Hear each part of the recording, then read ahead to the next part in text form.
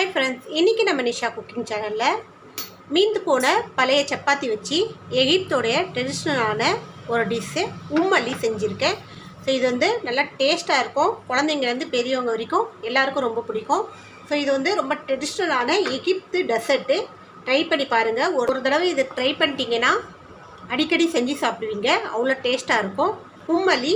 So எகிப்தியனுடைய dessert. இதை வந்து அவனில் வச்சு பேக் பண்ணி சாப்பிட்லாம். அப்படி இல்லைன்னா ஃப்ரிட்ஜில் வச்சு சில் பண்ணி சாப்பிட்லாம். எப்படி சாப்பிட்டாலும் டேஸ்ட் அல்டிமேட்டாக இருக்கும். ஸோ நீங்களும் ட்ரை பண்ணி பாருங்கள். உம்மல்லி எகிப்தியனுடைய டெசர்ட்டு.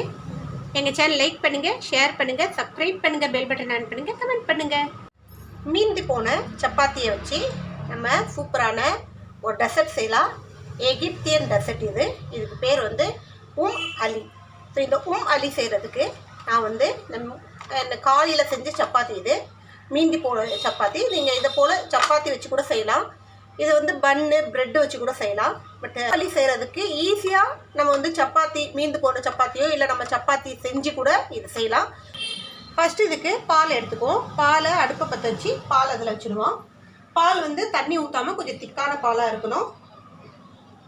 அதில் மில்க் மேட் சேர்த்துக்கலாம். மில்க் மேட் வந்து நீங்கள் எந்த அளவுக்கு இந்த உம்மல்லி செய்ய போகிறீங்களோ அந்த அளவுக்கு எடுத்துக்கலாம். ஸோ நான் வந்து ஒரு 1/2 லிட்டர் பாலுக்கு ஒரு 80 கிராம் அளவுக்கு மில்க் மேட் எடுத்துருக்கேன்.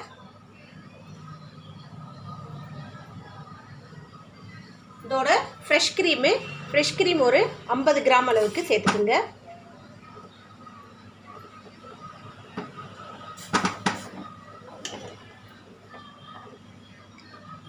இதுக்கு சர்க்கரை நமக்கு போட தேவையில்லை. இந்த மில்க் மேட்டில் இருக்கிற இனிப்பே போதும். ஸோ பத்தலைன்னா கொஞ்சோண்டு சுகர் ஆட் பண்ணிக்கலாம். நம்ம டேஸ்ட் பண்ணி பார்க்கும்போது இனிப்பு பத்தலைன்னா நம்ம சுகரோ இல்லை இன்னும் கொஞ்சம் மில்க் மேடோ ஆட் பண்ணிக்கலாம். ஃப்ளேவருக்கு வெண்ணிலா எசன்ஸ் ஆட் பண்ணுவாங்க. நான் கொஞ்சோண்டு ஏலக்காய் ஆட் பண்ணிக்கிறேன். நமக்கு வந்து ஸ்வீட்டுனாலே ட்ரெடிஷ்னலாக ஏலக்காய் தான் நம்ம ஃபேவரெட்டு. ஸோ அதால் ஏலக்காய் கொஞ்சோண்டு ஆட் பண்ணிக்கிட்டேன். பால் கொஞ்சம் நல்லா கொதித்து கெட்டியாகணும். ஓவரில் கொஞ்சம் லைட்டாக திக்காகணும்.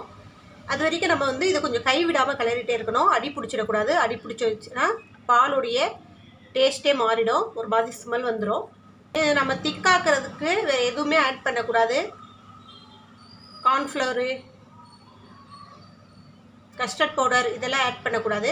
ஸோ அது வந்து பால் முழுக்க மில்க் சம்மந்தமான விஷயமாக தான் இருக்கணும் இதில்.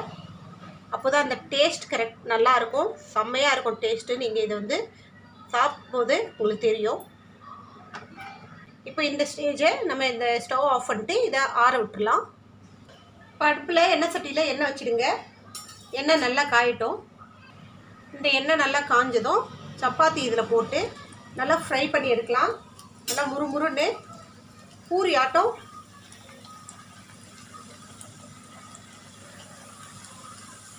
நல்லா ஃப்ரை ஆகணும். சப்பாத்தி வந்து நமக்கு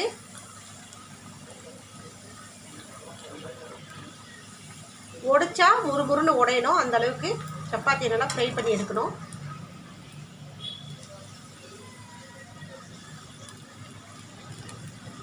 நம்மகிட்ட பழைய சப்பாத்தி இருக்கிறதால அதில் செய்கிறோம்.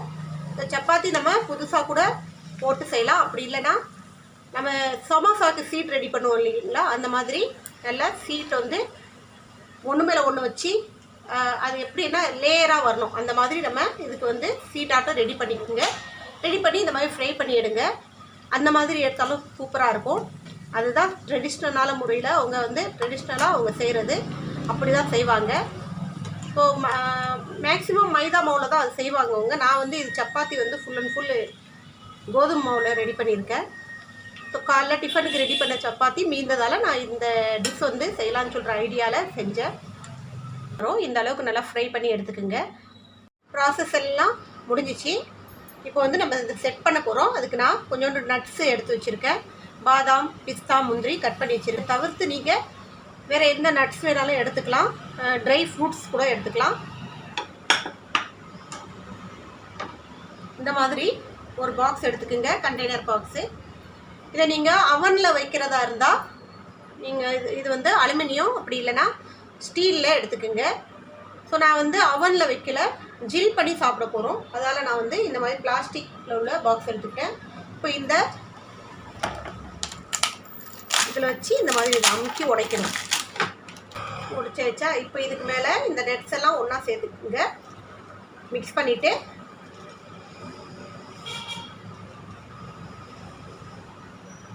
இப்போ இதுக்கு மேலே இந்த நட்ஸ் போட்டுக்குங்க.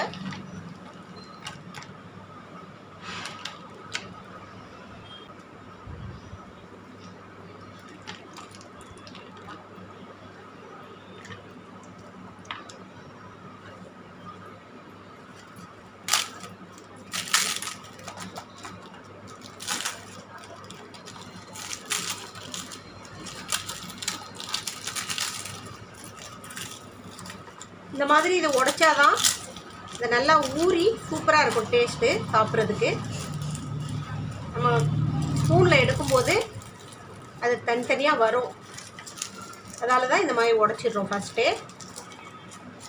இப்போ நீங்கள் ப்ரெட்டு இல்லை பன்னில் செஞ்சால் கூட இதே போல் உடச்சி தான் போடணும். பிச்சு பிச்சு போட்டு வச்சு தான் செய்யணும்.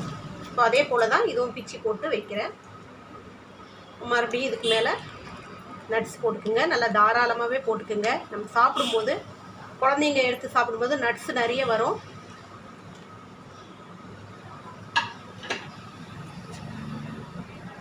இப்போ இதுக்கு மேலே இந்த பால் ஊற்றிக்கலாம்.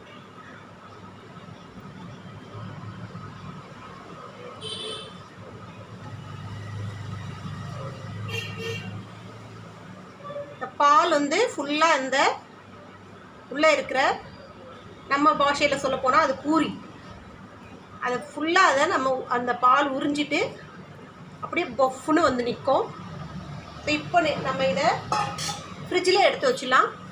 கிட்டத்தட்ட 1 ஹவர் இது ஃப்ரிட்ஜில் இருந்துச்சுன்னா நல்லா சூப்பராக ஜில்லுன்னு ஆகிடும். 15 நிமிஷம் அவனில் 15 நிமிஷம் வச்சு எடுத்திங்கன்னா நல்லா செட் ஆகிடும். மேலே நல்லா ப்ரௌன் ஆகி நல்லா பஃப் ஆகி நிற்கும். இந்த பால்லாம் நல்லா உறிஞ்சிட்டு. ஸோ அவன் இருக்கிறவங்க அவனில் வச்சு நல்லா சுட சுட சாப்பிடுங்க. இந்த டெசர்ட் வந்து அவ்வளோ டேஸ்ட்டாக இருக்கும். அவன் இல்லாதவங்க ஃப்ரிட்ஜில் வச்சு சாப்பிடுங்க, சில் பண்ணி. அதுவும் நல்ல டேஸ்ட்டு டிஃப்ரெண்ட்டாக இருக்கும். இந்த டெசர்ட் நீங்கள் சாப்பிடும்போது அந்த ஃபீல் பண்ணுவீங்க பாருங்கள், அப்போ தெரியும் இது எவ்வளோ டேஸ்ட்டாக இருக்குதுன்னு சொல்லிட்டு. ஸோ இதை நீங்கள் ட்ரை பண்ணி பாருங்கள். டேஸ்ட் நல்லா சூப்பராக இருக்கும். குழந்தைங்களுக்கு ரொம்ப பிடிக்கும். நீங்கள் இது வந்து வீட்டில் செய்கிறது மட்டும் இல்லாமல் வீட்டில் எந்த சின்ன சின்ன ஃபங்க்ஷன் நடந்தாலும் இல்லை ஏதாவது ஃபெஸ்டிவல் வந்தாலும் இது செய்யலாம். நீங்கள் ஈஸியாக செஞ்சிடலாம். டேஸ்ட் அல்டிமேட்டாக இருக்கும். ஒரு டிஃப்ரெண்ட்டான ஸ்வீட்டு நம்ம சேவ் பண்ணுற மாதிரி இருக்கும் கெஸ்ட்டுக்கு. ஸோ நீங்களும் ட்ரை பண்ணி பாருங்கள். இன்னொரு ரெசிபியோடு உங்களை சந்திக்கும் வரை உங்களிடம் விடைபெறுவது உங்கள் நிஷா. எங்கள் சேனல் லாஸ்ட் வரைக்கும் பார்த்து உங்கள் அனைவருக்கும் மிக்க நன்றி. பாய்.